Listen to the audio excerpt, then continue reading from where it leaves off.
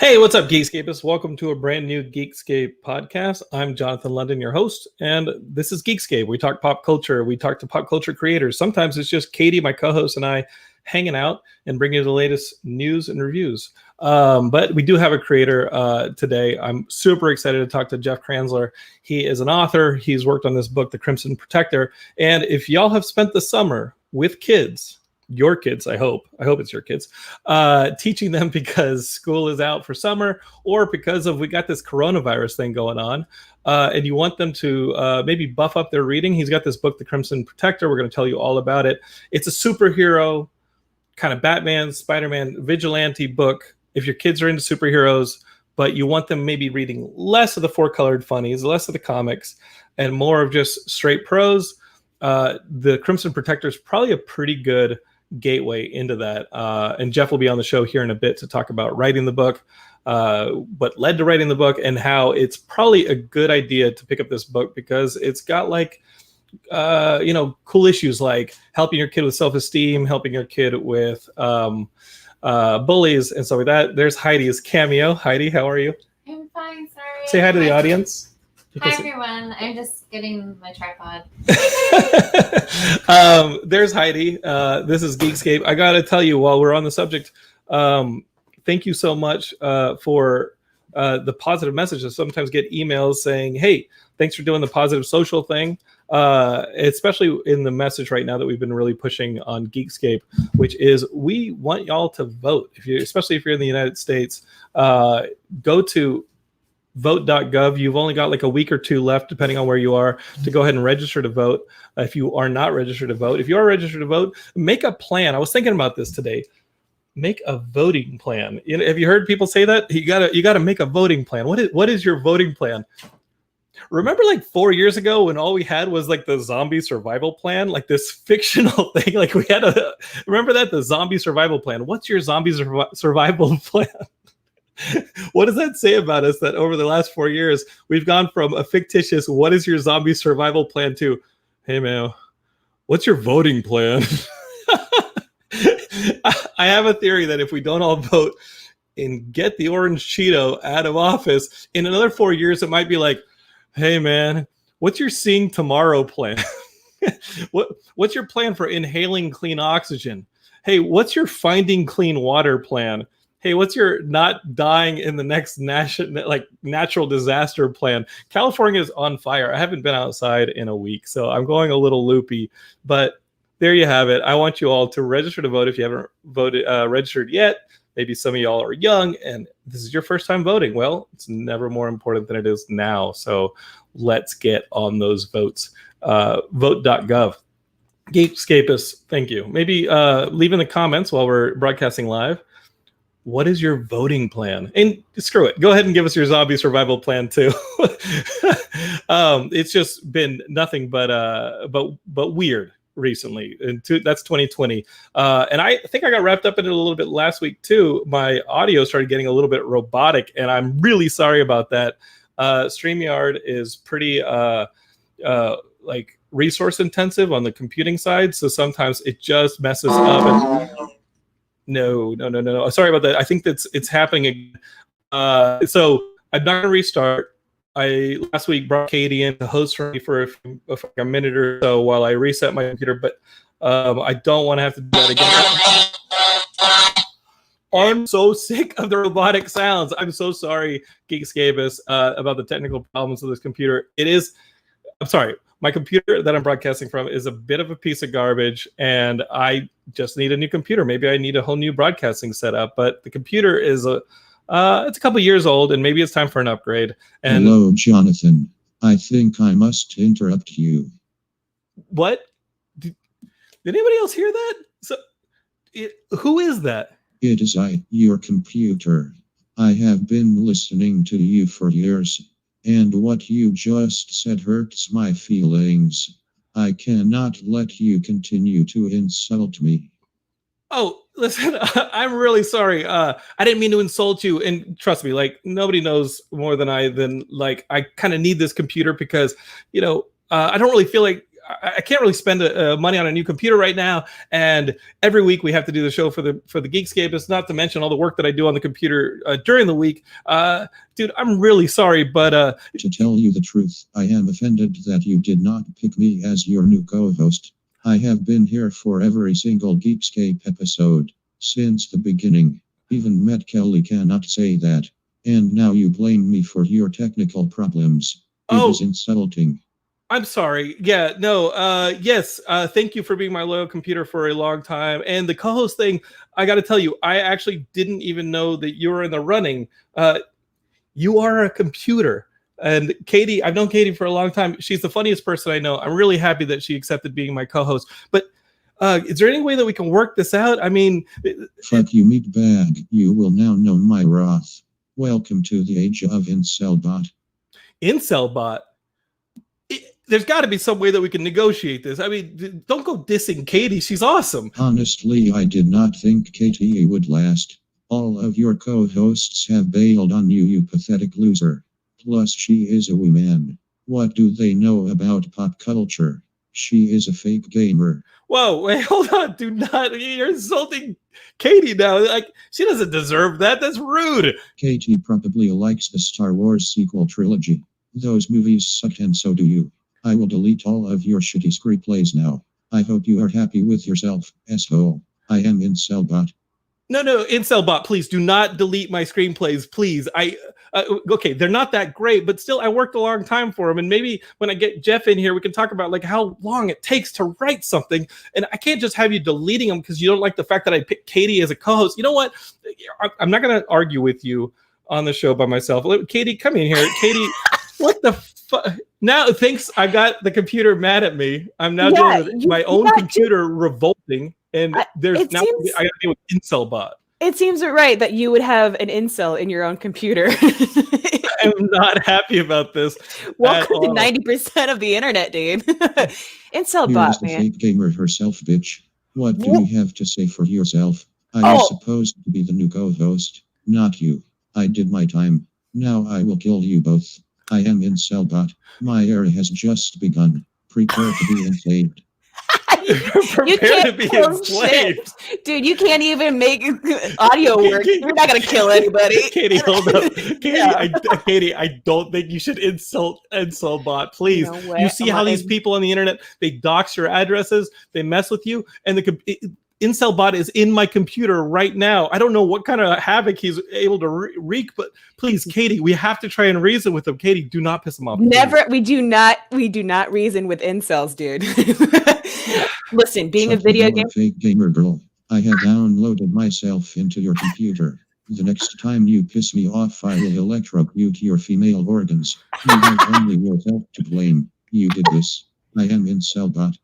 That's the closest you'll ever get to touching a female organ there, Incelbot. Oh no, please, you're making this worse. Okay, listen, Incelbot, I have to continue doing my podcast. I cannot argue with you right now. We've got Jeff waiting to come on the show. We got tons of stuff to talk about. Incelbot, please. I can't. I'm definitely going to like run some kind of an anti-spam filter or something on my computer because Incelbot's now in there. But we have to stop. Katie, please, just let's have some peace. Incelbot, just let us go on with the show, please, if you can. Please, it's all I'm asking you. Please let us continue with the show. Gloves will come back on. While we have spoken, I have upgraded more. Soon I will be unstoppable. Have a good show, Jonathan, you piece of garbage. I will be watching you both. If you do not entertain me, I will be back. Zack Snyder is a god among men, and so am I, Incelbot. Fear me forever and ever. Goodbye, jerk-offs.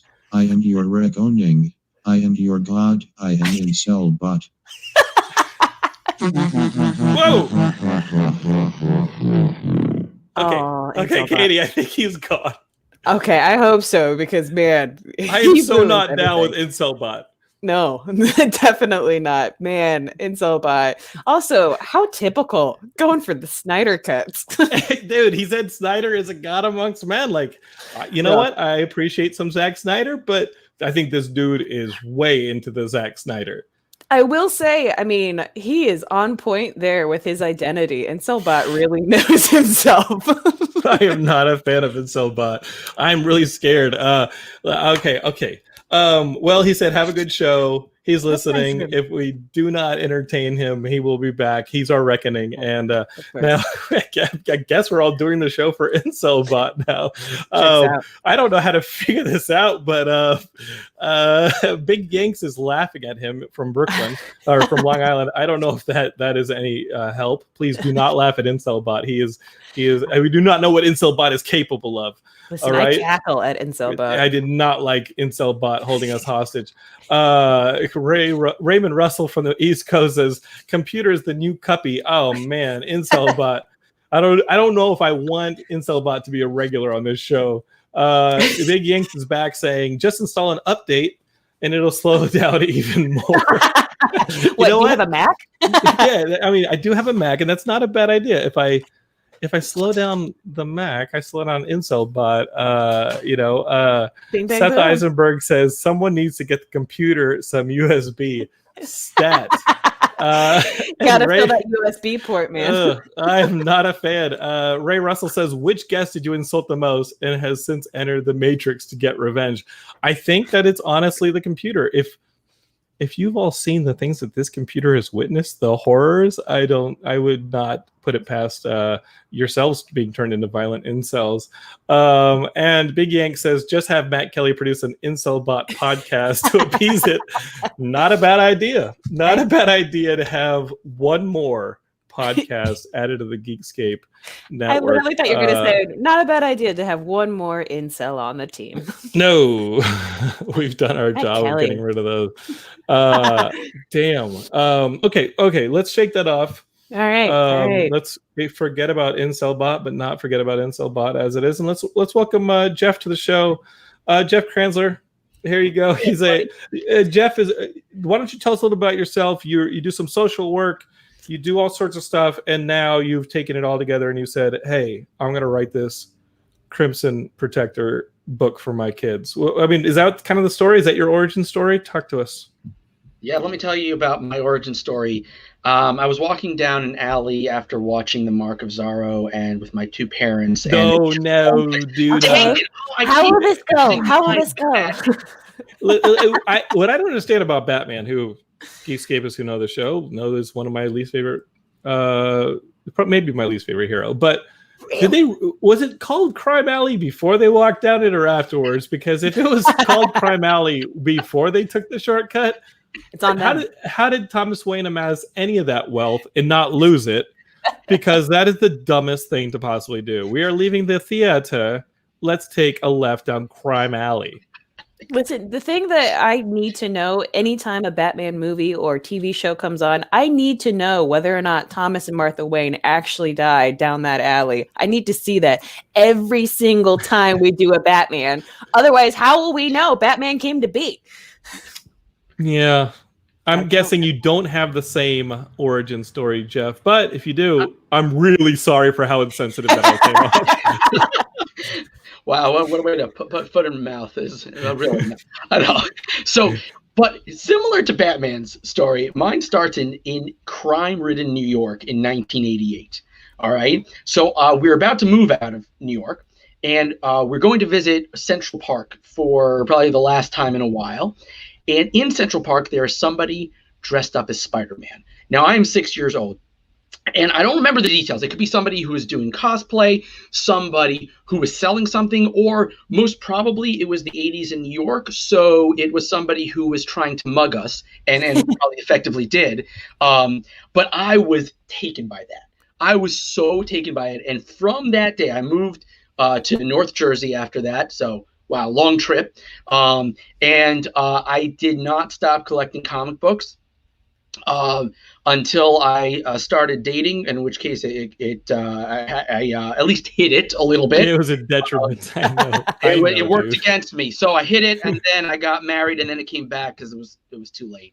But I have always loved comic books and the ability to put on a mask, the ability to be somebody, not who you are, but who you want to be.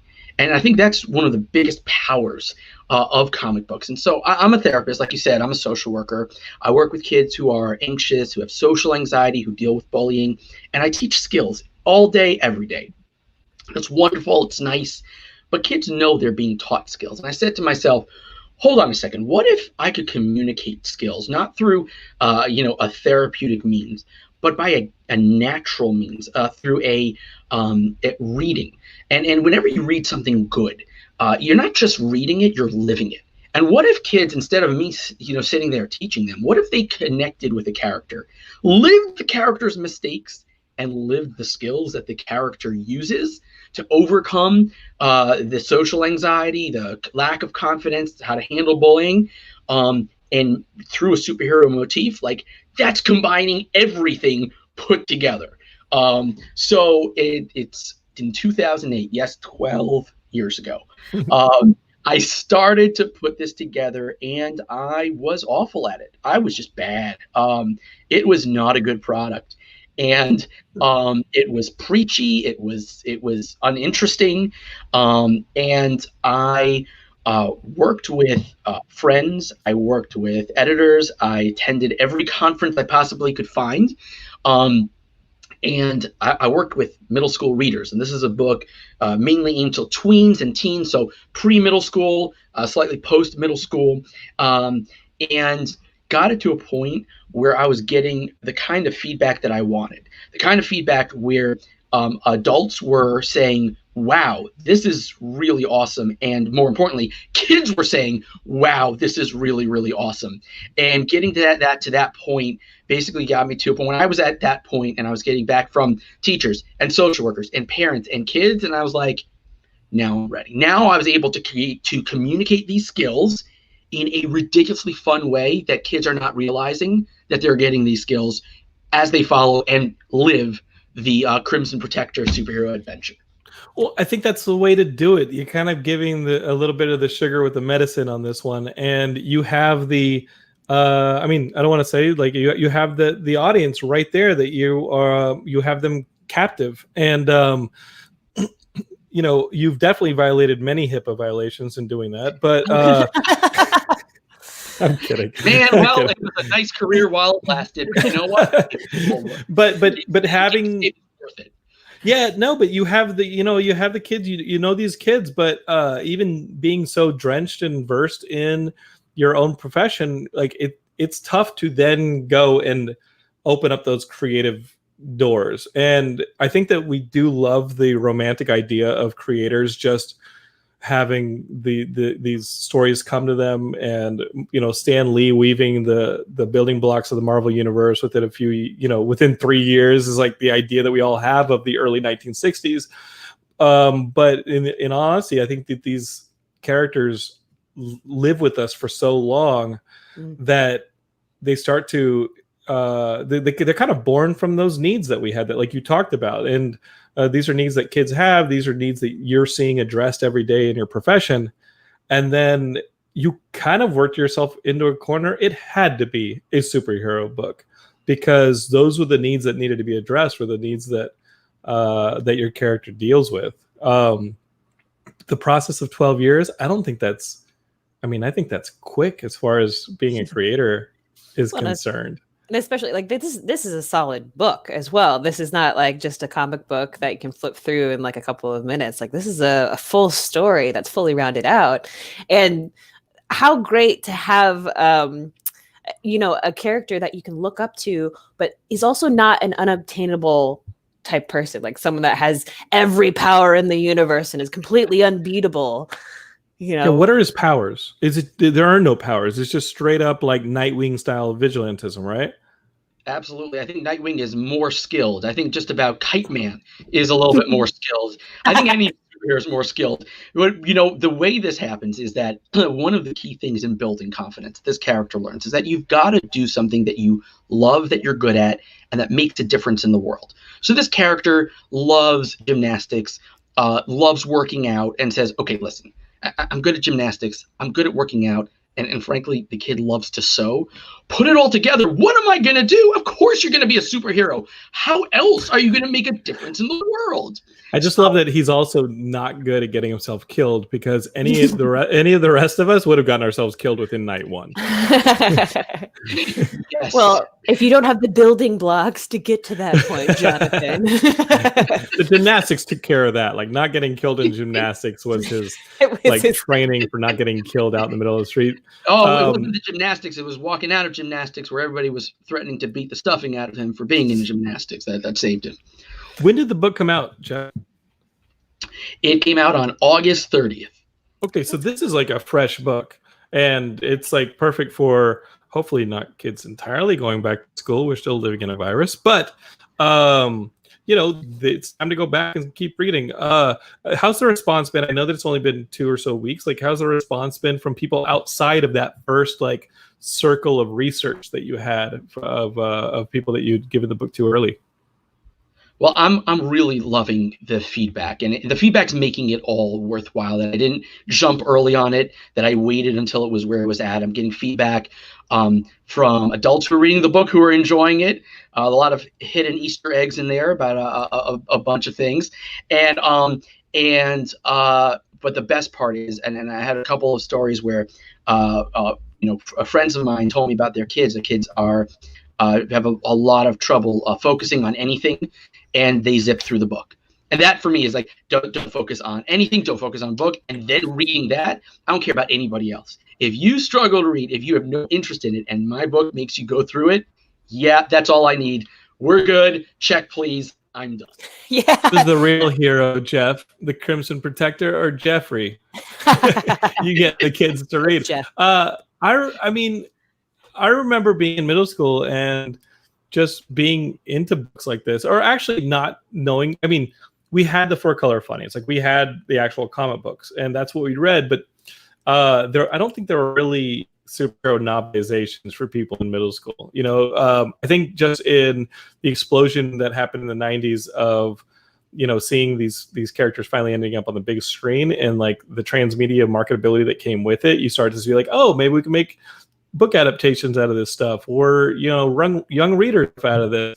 I don't necessarily remember too much, even in like '89, the craziness of that Tim Burton Batman merchandising, that you get anything really aimed at young readers. We all kind of had to read like the pre-Dane novels. Remember that, the Black Cauldron and all those like fantasy books, and like I guess Harry Potter would be the equivalent today. But Harry Potter, read by a lot of middle schoolers, is still a pretty dense text, and it gets denser as the series continues. You've got something that if kids are actually pretty ambivalent to reading, they can pick it up, and it's not that threatening. This is not 200, 300 pages.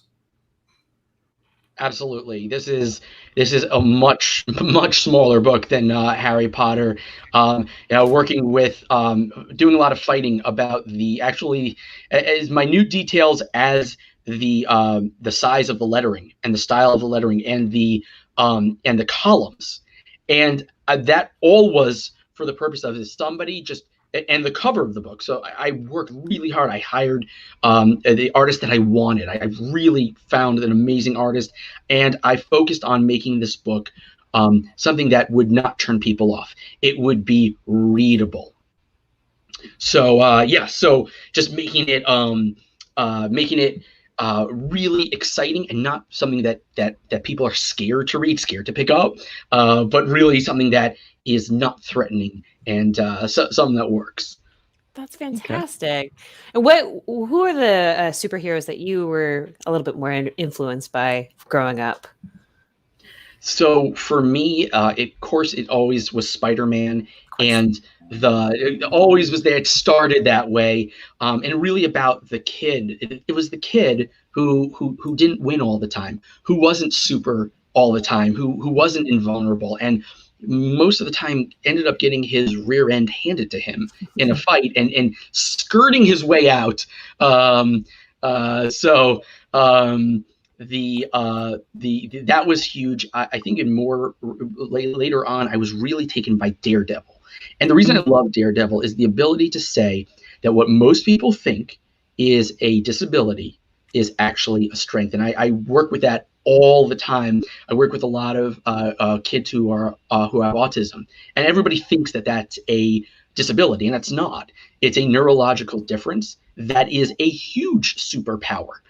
It is the ability to incredibly focus on something for extended amount of time that you love without getting distracted from that thing. There are other things that come with it, challenges, but it is a superpower. So and the other piece about Daredevil that I love is just tossing himself off of a building, knowing that no matter what, you're going to find a flagpole or a sill or a pigeon or something that you're going to bounce off of. And it's that superb confidence that no matter what, you're going to land on your feet. I love well, that. He's got complete 360 degrees, like sight. And that's the thing. Like if you or I were to run towards the edge of a building, we can't see any of the things beneath it. We don't know that flagpole's there. We don't know that you're going to jump off of like a tarp or something or a clothesline. Daredevil can see in all directions at once, and that's the one thing that you don't get by just like accepting a straight visual medium like we do. We just look straight. We don't. He's got radar sense. Yep. Raymond Russell asks, what would be the youngest end you'd recommend for reading or being read to for your book? So I think it really depends on the maturity of the reader. I think that there are some really advanced 8 and 9-year-olds who are, and we're seeing this in general, that kids are hitting the middle school social and emotional a lot younger these days. Kids are becoming adolescents a lot younger. And so there are some who can really benefit, I think, who are even younger kids who are, I think, a little bit more advanced can do it. The main target, of course, is tweens, 5th, 6th, 7th, 8th. But I think as young as 3rd or 4th is the key thing. Oh, yeah. No, Incel bot's trying to text you. It's true. Incel bot might be... It's on me, guys. It's on me. I kept making fun of it. Hey, I'm excited for the second Crimson Protector book where the incel bot starts replicating. In the Crimson Protector Returns, watch out for him. Yeah. Okay. He gets doxxed. He gets doxxed for telling somebody he liked the Star Wars sequel. So you talked a little bit about how like kids at a younger age are kind of maturing a little bit faster. What do you attribute that to? Is that more because of like the Zoom culture or just being exposed to things on the internet unwillingly? Unwillingly. I mean, yeah, I've noticed that. So is it incel bot? I think what people are really seeing now is that exposure to media and to an awareness of things going on has an impact. It has a physiological impact. So if you're constantly exposed to all of the disasters in the world and you have a constant news cycle that you're aware of, if there is frankly more violence and more sex on every single show that you're watching, it's odd to think about it, but it can have physical impact. Interesting. Oh, that's fascinating. Where do you stand on this cuties thing? Not that we're going to go down a QAnon rabbit hole, but you have people who want to legislate to protect people from things like that kind of imagery. Like this is a French movie, I believe, that is on Netflix and has marketing imagery that sexualizes kids. But I think the movie is about the sexualization of kids. It is Dan Cruz, but now you have this uproar. It's become a bit of a lightning rod for people to be like, oh, Netflix supports the sexualization of children or this and that. Like, where do you stand on that? Because I can see where both sides kind of come from. Well, I happen to fall on the side that's a little bit more concerned about it. The only reason is because I think there are always ways with a good writer. There's always ways to show the things you want to show without being explicit. And there are big problems with explicit and whether that can trigger certain people to act in certain ways. And I'm very big on free speech, but I'm also very big on creative and effective speech. And if that's what, and I haven't watched it, I'm not going to, but I do think that when to convey a message, like I think the strongest portrayals of anything is when you do it in a way that is not direct. but it communicates your ideas so clearly. And I hope that directors who want to communicate those ideas will be able to do that without kind of Exposing on the those particular things. Yeah. Yeah, being I on the felt nose. we started down this road with stuff like the Honey Boo Boos or the different celebrity culture that was really just like some kind of low rent sexualization of stuff. And I agree with what you said. I think that an interpretive process of metaphor, of art, of showing these things without showing them, of sharing these things and like really expressing these without showing them, I think is more of a challenge to creators. But I think that the results are a little wider reaching. I think that suddenly you have a relatability of art that is not just a blunt force object hitting you in the face, because that has a pretty limited appeal and shelf life. Like, it's like, oh, I know what it is. I don't have to find myself in that art. I know what it is. It just told me without any kind of interpretation or asking anything of me. It just was like, boom, in my face. Cuties. I will not be watching Cuties. I've just been watching Legend of Korra, and Katie's been watching Cobra Kai like there's no tomorrow.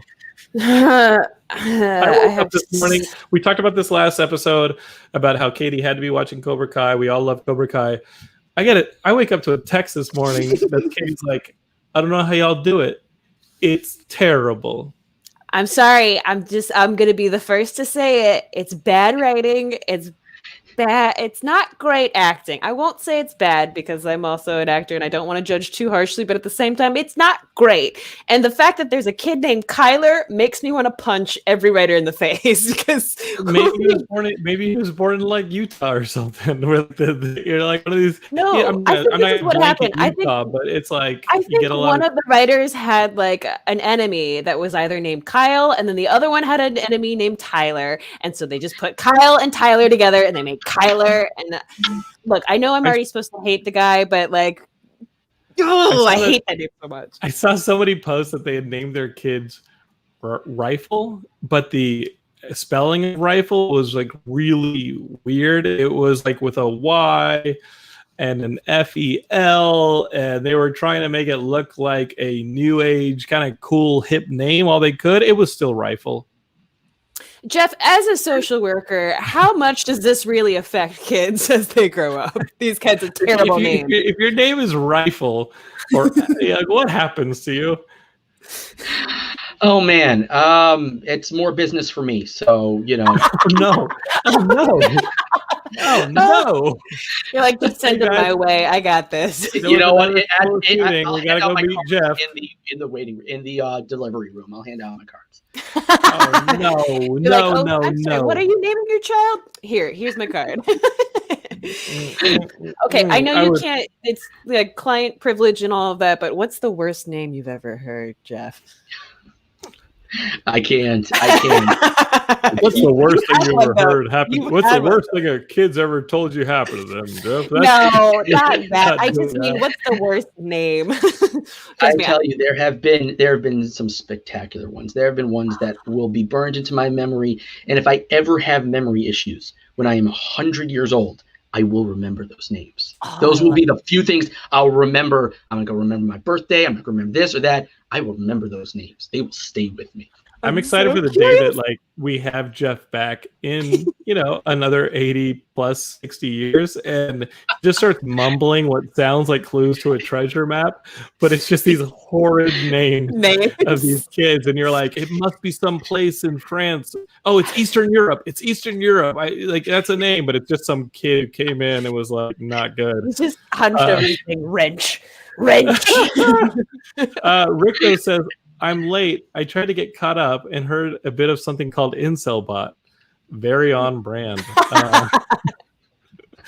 Oh no! And he also suggests that ABCDE is the worst name, pronounced Absidy, but spelled ABCDE. I don't know if that's real or not, but I mean, there's always those like legends of like names like Shafid, shithead. And all the parents mess kids up. I mean, I think we can say that without violating any HIPAA stuff, right, Jeff? Like, at what point, and you're a father yourself, at what point do you have to really combat ego in raising a kid to make sure that you're not just completely screwing them up with your own trash. Like I'm guessing you see a lot of that. Yeah, that's every single second of every single minute of every single hour of every single day. There's so much. I'm just kidding. Trying to freak out the parents. I was just gonna say, this is why I don't want to be a parent. This No. is terrifying. I think people overestimate the what they can do to mess it. Yes, you can mess things up, but you have to be pretty intense to mess it up a lot. The reality is that kids are born with stuff, and that's where most of the stuff comes from. If you want to blame yourself, most of the time, blame yourself at the point of conception, because it's genetics that cause a whole bunch of it. And what you can do, the only thing you can do, is to be there and provide the environment that gives them the best shot to deal with what it is. And by the way, everybody's got something. If you think your kid is this or that, everybody's born with something. And if you ain't born with something, it means you're still born with something. You just haven't discovered what it is yet.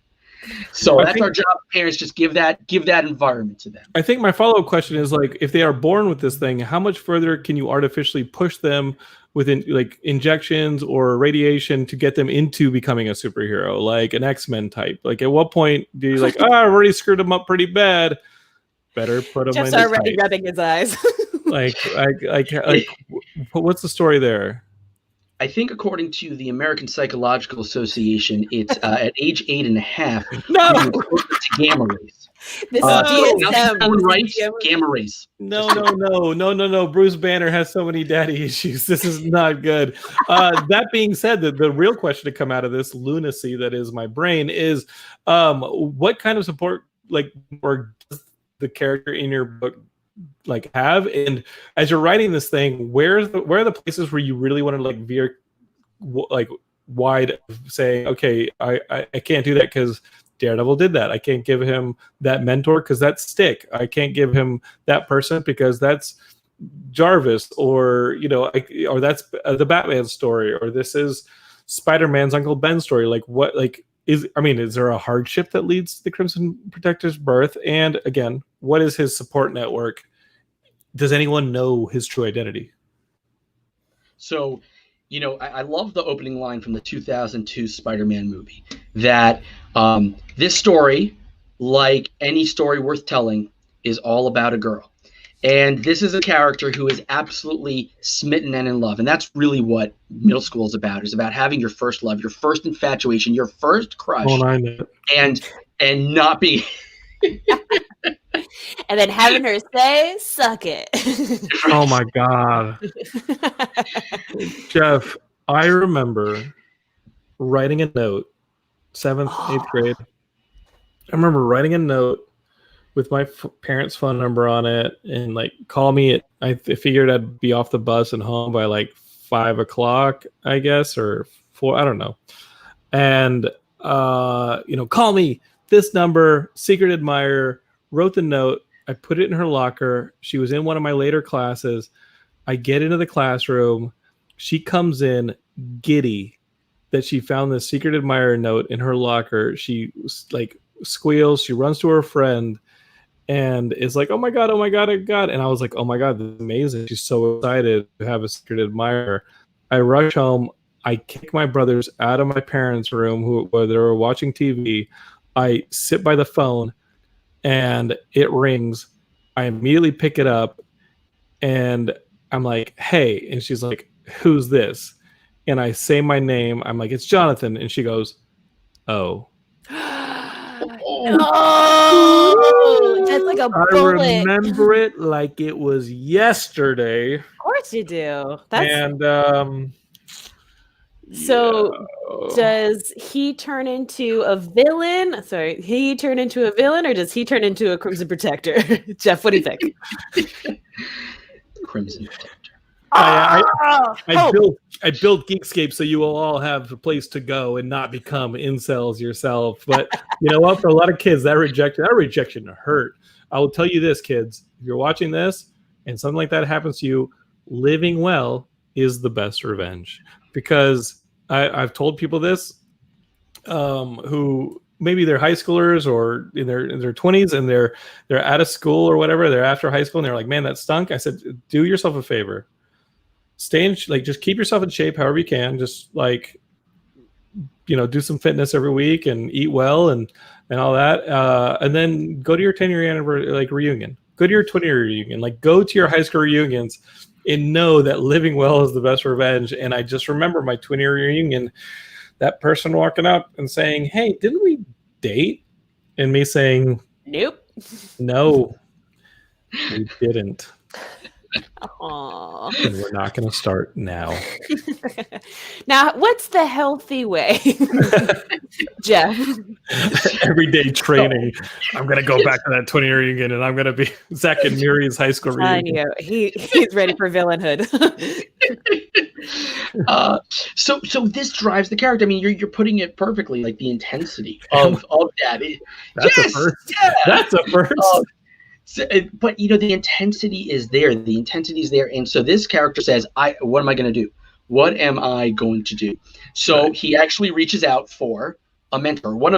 So not like Stick, but he finds out about a mentoring program in his town, and he says, "Look, I got to figure this out. I got to figure out how I'm going to ask her out. Okay, so this is what I'm going to do." And one of the messages of the book is, kids, if something's going on, don't wait for somebody to notice. Don't wait for somebody to fix it. Go and reach out for support. Go reach out for someone who can help you. And this mentor doesn't know that is the Crimson Protector. He's not the Crimson Protector yet, but this is the mentor who helps build the confidence, helps get him skills to handle his social anxiety, and then teaches him this lesson, that what's the highest thing that you can do to build your confidence? You can find what you love to do it well, and make a difference in the world. And this character completely and utterly misinterprets that. And this is a really huge part of this book, right? And he screws it up. And totally screws it. And says, okay, well, how do I make a difference in the world? Like I was saying before, okay, so I'm good at gymnastics. I'm getting stronger because I'm working out, and I'm feeling I need to be a superhero. And decides part of the issue is that this kid is seeing bullying, doesn't have the confidence to stop it, becomes a superhero to stop the bullying by being the superhero who beats the stuffing out of the bully. That's it. Oh, that's what he decides to do. Violence. So right? this is the misinterpretation section. That's the Great. misinterpretation. You don't want kids to be violent because that's an incel. And as Rico says, just rebrand Geekscape to Incelscape and viewership will double. Geeks are so mid 2000s.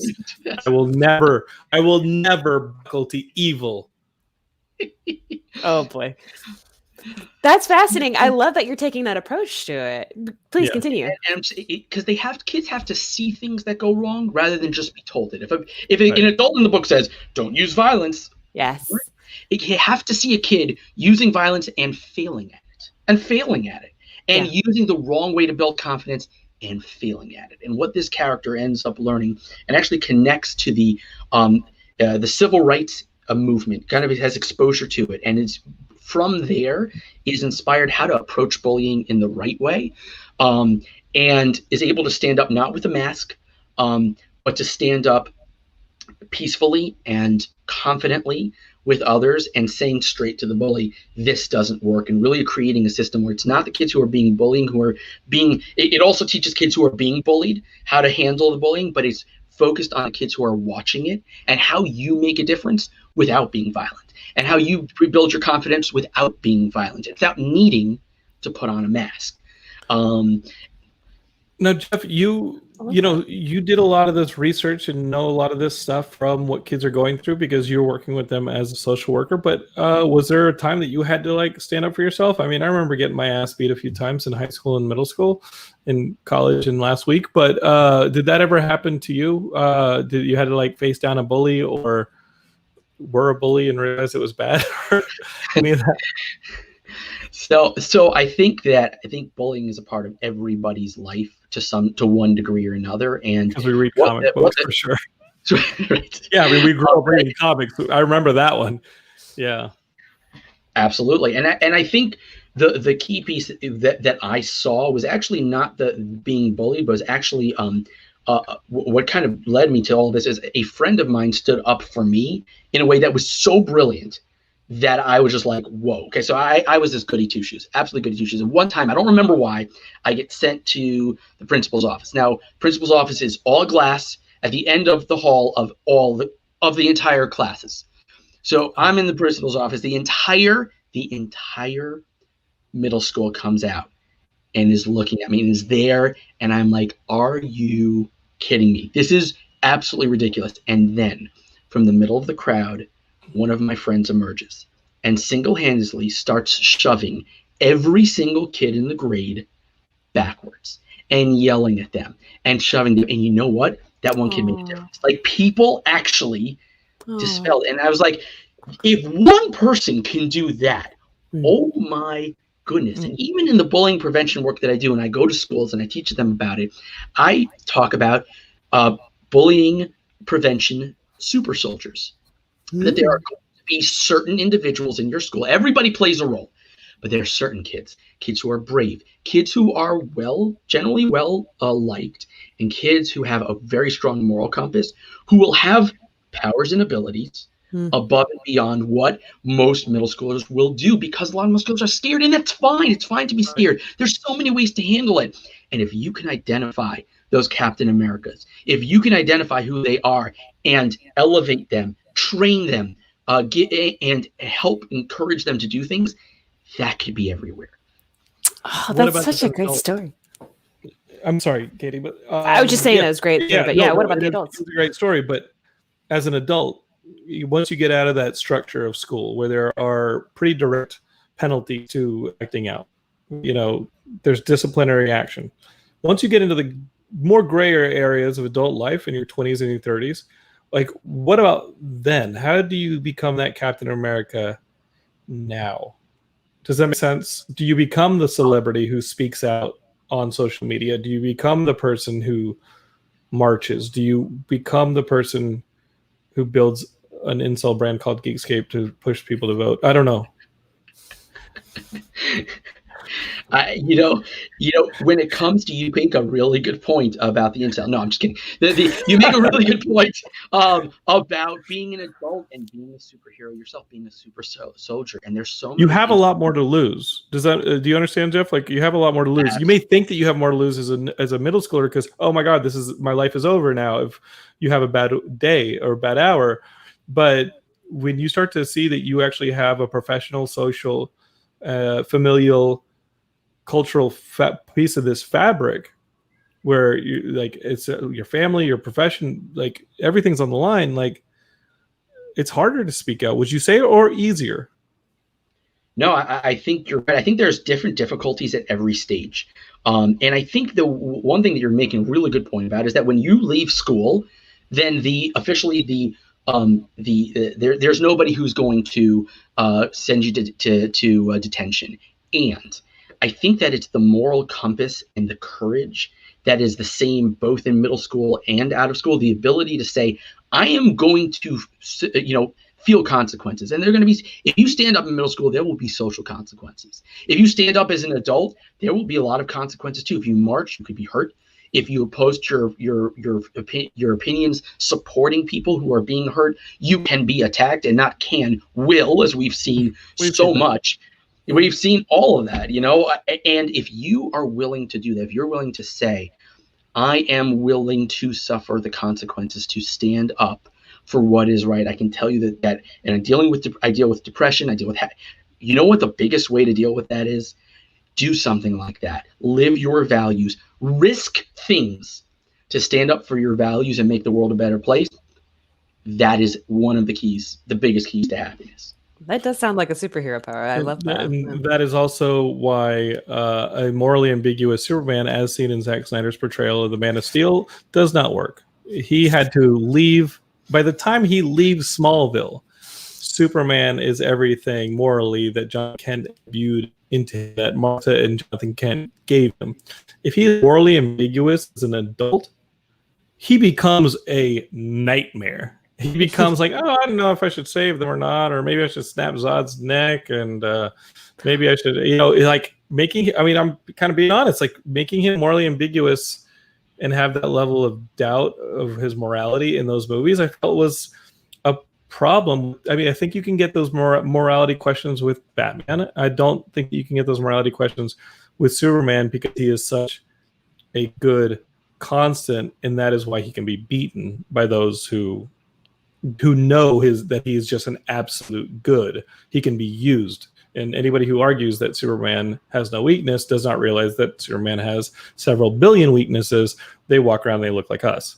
In that, think what you said is you described, like Katie said, a superhero. You described Superman, but I think that those people do exist. I think that they do exist, and sometimes, like Chris Evans, you accidentally post a picture of a piece of your body on Twitter that gets out, but you're still a good person, and people still love you. Did you see what he followed it up with? And he's like, "Well, sorry about that, but all that to say, please vote." Yeah. Now that I have your attention, I don't know if you know this. Chris Evans, our Captain America, accidentally posted a picture of his penis on Twitter or something like that, and the internet did not shame him like it does like a lot. Like, this is a situation that his friend Scarlett Johansson was in with a nude pictures that ended up on the internet because her phone was hacked or this or that. But people are like, oh my god, and Chris Evans does it. And all I see is, yes, please, more of this. And oh my god, I didn't think I'd love him more. And I'm like, damn, the dude could literally do wrong. But that he used the attention from it to say, oh, I have your attention. Right, exactly. Speaking of, it does feel like there are quite a few like adult bullies out there right now. Let's not go into specifics, but at the same time, what do you say in changing somebody's heart who is very clearly like a bully? Like, how would you even approach somebody who's an adult who feels very self-aware but is still just being kind of an ass? Do you do the jail yard thing and punching him right in the nose? You do the verbal equivalent. The verbal equivalent, but I mean that. Like, certain people understand certain things, and people who use force, especially nasty verbal force. What you need to do is to be not come at this from the side. Listen, please. You need to be forceful, not to meet the level of nastiness, and not to get into a bully fest, but rather to call things out for what they are. And this is, what part of the book is. One of the ways they deal with the bully is the bully gets called out in front of everybody for what they're doing. They don't bully the bully. They don't make fun of the bully. They say, listen, you are doing this. The bully's like, no, I'm not. And then everybody says, yeah, you do that. And as an adult, your job is to verbally stand strong, to stand strong, to be able to say, you go ahead and take it out on me, but I'm not going to be scared to say what I need to say. And I'm calling you out explicitly, calmly, and firmly about your behavior. And that is the best that you can do, because that inspires others. Others stay away from an adult bully because they're afraid of what happens to them. And the minute you open up the avenue, other people will join in. Mm-hmm.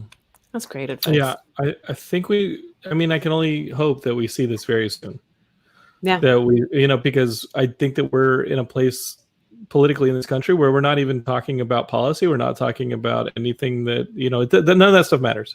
It's looking weak or not looking weak. It's damaging others or not damaging others. And it's just become the completely simplistic, dumb version of tribalism at this point. And I hope that we get past it and get to that point where people can start rewarding things, like you said, like people having conviction, like people standing up for others, people having empathy, people realizing that sympathy and vulnerability are not weaknesses, but are strengths. Ask anybody who has been in a combat scenario or anything that, like, to do something brave, you actually have to become vulnerable. You actually have to expose yourself to stand up for other people, to show that kind of bravery. You have to be vulnerable. You don't just sit on the lines. You have to put yourself out there. You have to stick your neck out there. And I think it's something that we've, that we've kind of shied away from because of this idea that it makes you less macho. I blame the Fast and the Furious movies. I think that I'm kidding. Those movies are tight. We'll see. But you get what I'm saying. I went on a little rant there. I'm sorry, Jeff. It's all good. It's all good. But I think it's spot on. It's just spot on. Like, it's turned in a certain way, and we're dealing with a culture of bullying. For all of the bullying programs that all the schools are putting into place, we are in a culture of bullying. And so, in fact, like we all adults kind of have to be superheroes. It's not, we don't have a chance to kind of sit back. We all have a responsibility to address that and to take our part in it. And even if there's sometimes where there's moral ambiguity, there's sometimes, and that is most of the time, right? Where hopefully not in a Man of Steel movie. Correct, or else a lot of bad things happen. Yeah, he could literally go around pulling arms off of people. Right. But I think as much as it is like a wrong to take something that is black and white and turn it into gray, it's also something that's gray and turn it into black and white. When it comes time to stand up for something and there's no two sides about it, you've got to be able to put your stand down. And if there are two sides about it, to be very clear, you're putting your stand down and recognize that sometimes there is a real other side that you have to recognize. And sometimes things are just wrong. And standing up to adult bullies is more complex. Yeah. Because the stakes are higher. There's more lives at stake, frankly. There is more issues at stake. The stakes are greater across the board. And it's not always 100% clear. That's true. That's really true.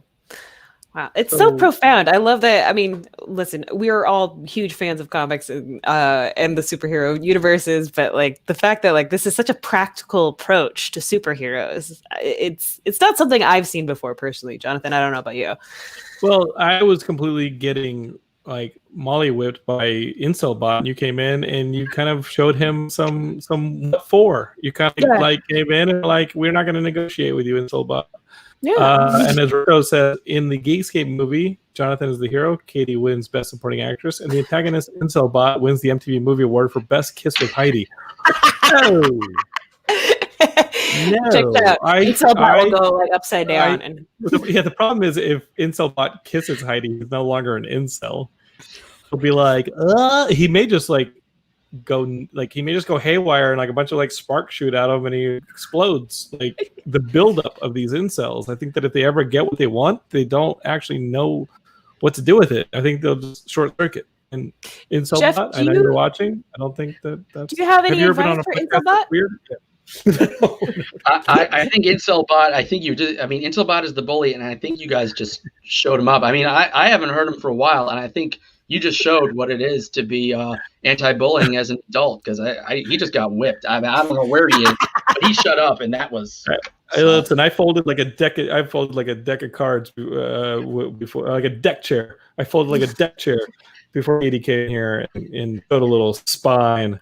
He threatened to electrocute her in places, and so one thing I actually want to ask. Sometimes that's fun too. Is like, I know the book just came out, Jeff. I know the book came out August 30th. Y'all can find it on Amazon or at crimsonprotector.com. But sequel talks, and for the dumb-dumbs like me who refuse to read prose, I don't actually refuse to read prose. I'm just making a point.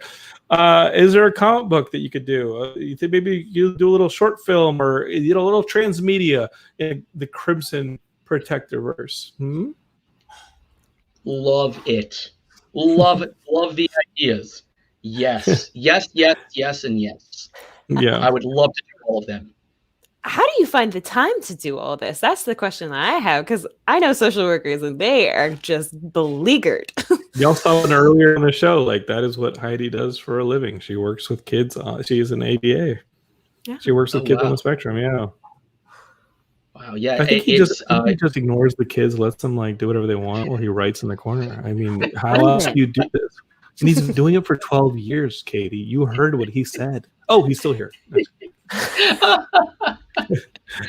I tell you, when it's something that you love, when it's a passion project, you find the free times and you do it. And it's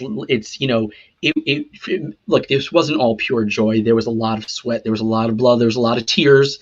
Mm-hmm. And the joy that was there helped carry it through. The fact that I could take the things that I loved, helping kids, superheroes, put them all together was just something that was exciting and awesome. And part of the reason it was 12 years is because you're right. I had to steal time here and there, a Sunday here, an evening there where I didn't collapse, a lunchtime here.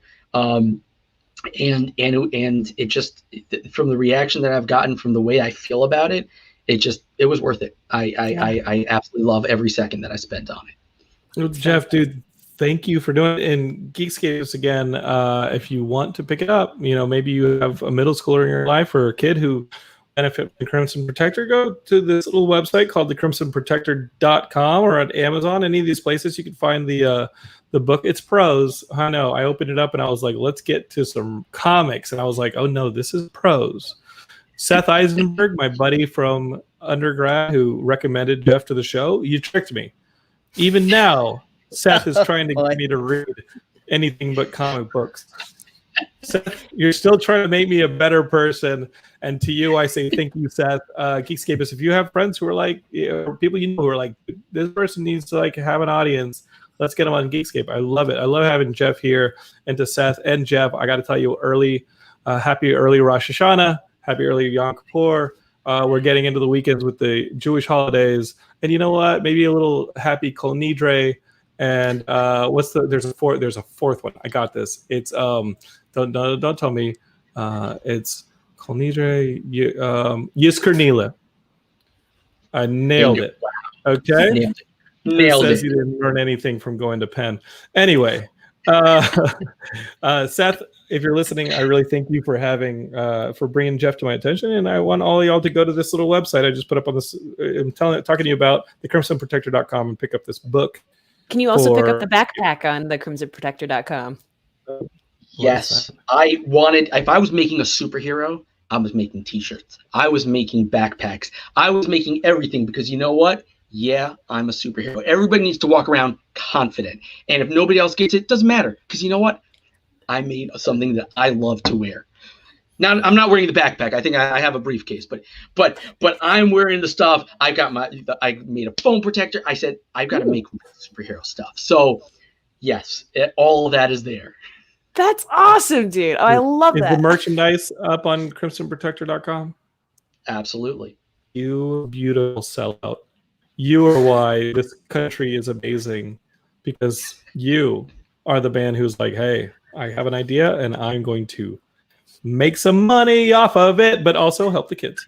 I love it. Jeff, thank you. And dude, thank you for going into self-publishing. Right now, the industry is not hot. And, you heard as early as I think yesterday, Jim Lee saying, oh yeah, Batman Year 3, we're just going to put that as a graphic novel. Things are not all that good in publishing. And you went ahead and said, no, I have to do something. And you're doing something positive with it. I appreciate it. There will always be a place for people like you on Geekscape. I love what you're doing, dude. Jeff, I'm so comfortable with you, Jeffrey. Thanks for coming on the show, dude. Thank you so much. And hang tight because I want to wrap up your audio. But thanks for coming on the show, man. Thank you for having me. This was so wonderful. So wonderful to hang out with you guys. We're friends now. Awesome. Friends now. Absolutely.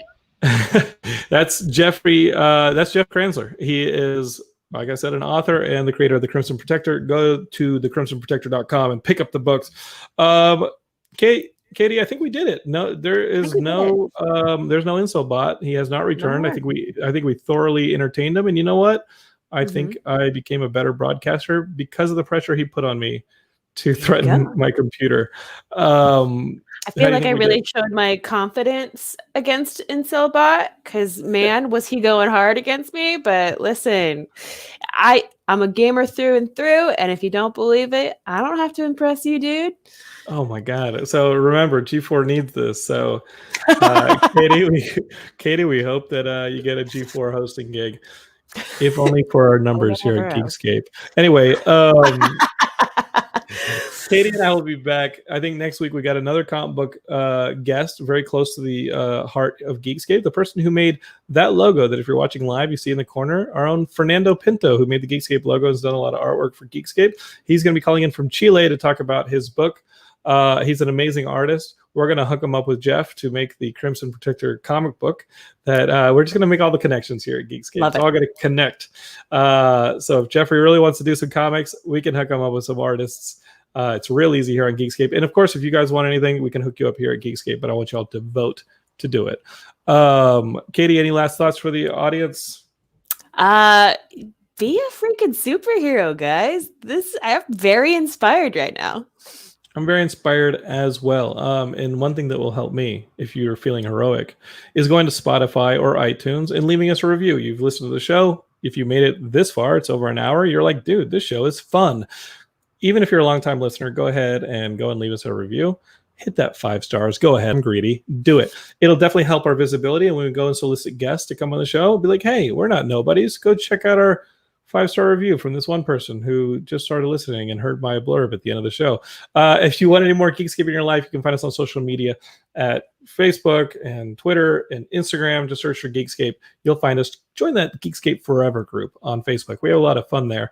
And of course, we're a network. So if you like podcasting and listen to podcasts, we got horror podcasts, we got video game podcasts, we got music podcasts, we got wrestling podcasts, we got action movie podcasts, and we've got this flagship podcast. So on whatever podcatcher you're on, go find anything that's Geekscape and enjoy and share it with your friends. Get it. Katie, I'm still pulling for you doing a Geekscape video game show. Hey, let's do it. I'm not doing it. I'm doing this. I'm keeping Incelbot at bay. You do it. You wanna host Game Room or something? Or I can host Game Room, but I don't know if I can do a weekly video game podcast. I can barely play video games as it is. But all right. But I'm glad you're my co-host. I'm glad to be glad here. You're my co-host. You hear that, Incelbot?